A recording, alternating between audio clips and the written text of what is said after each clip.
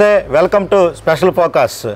ఏదైతే బీజేపీకి సంబంధించి పొత్తులో క్రమంగా టీడీపీ ముందుకెళ్తున్నటువంటి పరిస్థితి బీజేపీ ఆహ్వానం మేరకు అనేది ప్రస్తుతం చర్చ ఏపీలో. మరోవైపు చంద్రబాబు ఢిల్లీ వెళ్ళగానే అమిత్ షా మోడీతో భేటీకి జగన్మోహన్ రెడ్డి కూడా వెనకాలే వెళ్ళటం అనేటటువంటిది ప్రస్తుతం చర్చానీయాంశంగా ఉంది రాజకీయంగా.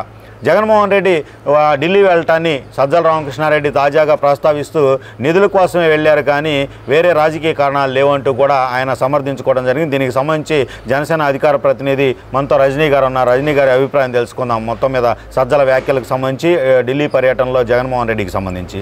మేడం నమస్తే. సజ్జల రామకృష్ణారెడ్డి గారి వ్యాఖ్యలు చూస్తే కనుక ఆయన ఢిల్లీ వెళ్ళింది ప్రజల కోసమే, నిధుల కోసమే అనేటటువంటి అభిప్రాయం. కానీ రాజకీయంగా మాత్రం ప్రజల్లో చర్చ జరుగుతుంది. చంద్రబాబు వెనకాలే వెళ్ళాడు జగన్ అనేది ఏమనుకోవచ్చు మేడం? సార్, ముఖ్యంగా పిల్లికి ఎలక సాక్ష్యం చెప్పినట్టుగా ఏదైతే జగన్మోహన్ రెడ్డి గారు వెళ్ళిన దానికి సజ్జల గారు స్టేట్మెంట్ ఇస్తే అలాగే ఉంటుందండి. మేమైతే అలాగే అనుకుంటాం. అదే రకంగా నిధుల గురించి వెళ్ళాడంట. 4 గోడ అంటే గదుల్లో చెప్పండి ఈ మాటలు, మీడియా ముందు కాదు. నిధుల కోసం వెళ్ళాడని అంటున్న రాష్ట్ర ప్రజలు. ఇన్నిసార్లు జగన్మోహన్ రెడ్డి గారు ఎప్పుడు టూర్ ప్లాన్ అవుతుంది, ఎప్పుడు టికెట్ కొట్టించుకుంటారంటే ఏదైతే వివేకానంద రెడ్డి గారి మర్డర్ కేసులో అవినాష్ రెడ్డి గారి వాదనలు బిగిన్ అవుతున్నాయి. రేపటి రోజు సుప్రీంకోర్టులో ఆయనది బెయిల్ పిటిషన్ వస్తుందంటే ఆ ముందు రోజు 2 రోజుల్లో ఢిల్లీ పోతారు. మళ్ళీ అది వాయిదా పడుతుంది. ఇదే జరుగుతున్న వ్యవస్థ. అదే రకంగా 25-23 ఎంపీలు అంటారు కదండి, వాళ్ళు భారీ ఎంపీలు పార్లమెంట్లో. అంతమంది ఎంపీలు ఉండి స్పెషల్ ప్యాకేజ్ ఏమన్నా తీసుకొచ్చారా రాష్ట్రానికి? పోలవరం నిధులు ఏమన్నా విడుదల చేయించారా? ఏం అడుగుతారంటే సామాన్యుడికి అందుబాటు ధరలో సినిమా టికెట్ ధర 100 రూపాయలకే మీ చెంతలో, మీకు లేదు చింత. ఈ పనికిమాలిన స్టేట్మెంట్ కోసం వీళ్ళని పార్లమెంట్లో కూర్చోబెట్టాడా? ఒకడేమో వాళ్ళంతా చూపిస్తాడు గోరంట్ల మాధవ్, ఒకడేమో ఏటు విజయసాయిరెడ్డి గారు అప్పుడప్పుడు కోర్టులకు హాజరవ్వకుండా నేను ఎప్పుడు పార్లమెంట్లో బిజీగా ఉన్నానన్నట్టుగా స్టేట్మెంట్లు. ఇంకొకడికి భాష మాట్లాడదామంటే హిందీనే రాదు పాపం కొంతమంది వ్యక్తులకి. సో ఇలాంటి వాళ్ళని తీసుకుని వెళ్ళి అక్కడ కూర్చోబెడితే, ఇంకొకటి మార్గాని భరత్ గారు అయితే ఏకంగా పాపం టిక్ టాక్ స్టార్, ఆయన ఇక్కడ మాట్లాడతాడు కానీ అక్కడ మాట్లాడలేడు. అదే రకంగా నందిగామ సురేష్ గారికి పాపం మాట్లాడదామంటే ఇంగ్లీషు హిందీలో ప్రావీణ్యత లేకపోవడం వల్ల భాష రాదు. ఏమంటే ఆంధ్రాలో మన ప్రావీణ్యత చూపించవచ్చు కానీ పార్లమెంట్ సాక్షిగా మోడీ గారికి ఎదురుగా లేకపోతే సభ్యుల మధ్యలో ఒక స్టేట్మెంట్ కనీసం రాసి ఇచ్చిన స్క్రిప్ట్ అన్నా చదవయ్యా అంటే ఇంతవరకు ఆయన స్టేట్మెంటే మేము పార్లమెంట్ సాక్షిగా వినలేదండి.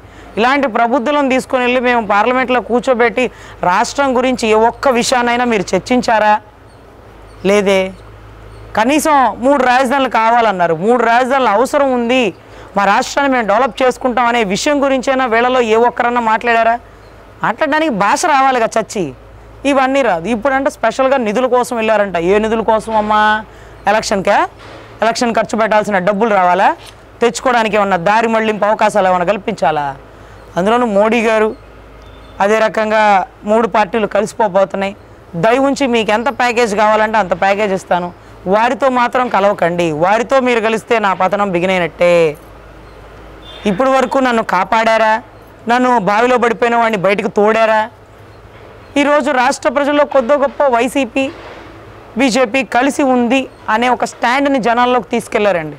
ఏది వాళ్ళకి సంబంధించినటువంటి బీజేపీ అధ్యక్షులు ఉన్నంత వరకు, అంటే సోమవీర్రాజు గారి వరకు. పురంధేశ్వరి గారు వచ్చిన దగ్గర నుంచి వారు 1 సైడ్ అయిపోయిందండి.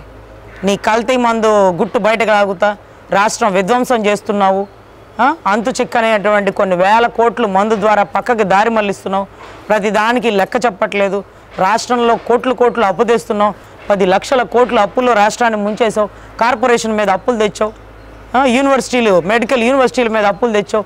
పేర్లు మార్చడం ఏంట్రా పనికిమాలినోడా? చేతనైతే దమ్ముంటే కట్టుకొని వాటికి పేర్లు పెట్టుకోవాలి కానీ ఎవడో పుట్టిన బిడ్డకి నేనే తండ్రిని అని చెప్పుకోవడం ఏంటి? మెడికల్ యూనివర్సిటీ పేరు మా నాన్నగారి పేరు ఎన్టీ రామారావు గారి పేరు ఉంటే దాన్ని మార్చి మీరు వైఎస్ రాజశేఖర రెడ్డి గారి పేరు పెట్టడం ఏంటి? కావాలంటే ఇంకొక యూనివర్సిటీ కట్టుకొని పెట్టుకోండి.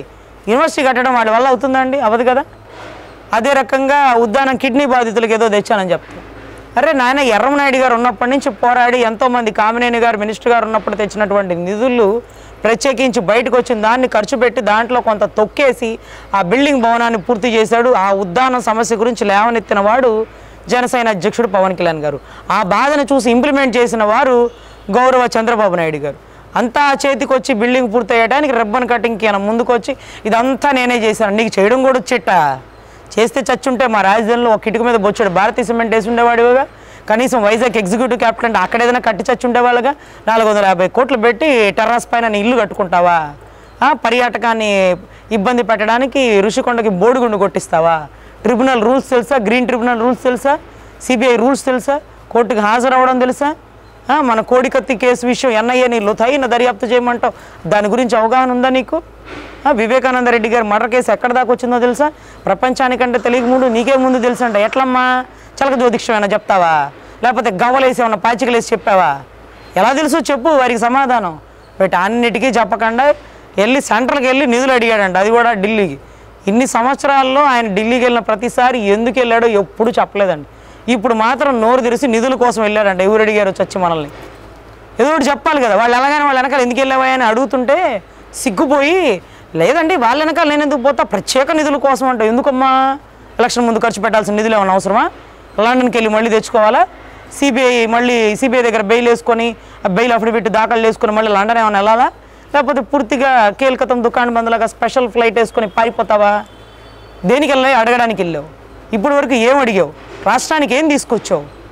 ఇంతమంది పార్లమెంట్ ఎంపీలు నీకు ఇస్తే నువ్వు ఇదేనా చేసేది? 151 భారీ మెజారిటీ ఇచ్చి తాడికొండలో కూడా నిన్ను నిలబడి గెలిపిస్తే దొంగచాటు రూట్ వేసుకొని నువ్వు అసెంబ్లీ భవనాలకు వెళ్తూ రాజధాని రైతులకు గోడు పట్టించుకొని నువ్వు సెంట్రల్కి వెళ్ళి మాట్లాడతావా? మాట్లాడు, ఇంకా మాట్లాడు. సెంట్రల్ మొట్టిగా వేయడమే కాదు, ఉన్న బెయిల్ కేసు కదిలిచ్చిద్దంట. ఇక చిట్ట చివరి ఘట్టానికి వచ్చేసింది మనం. సో ఏదైతే రాజశేఖర్ రెడ్డి గారి పాపం పావురాల గుట్టలో కలిసిపోయారో, మనం కలవడానికి గుట్ట కూడా లేదు, ఇక్కడే తట్ట మోగిచ్చేస్తారు జనాలు.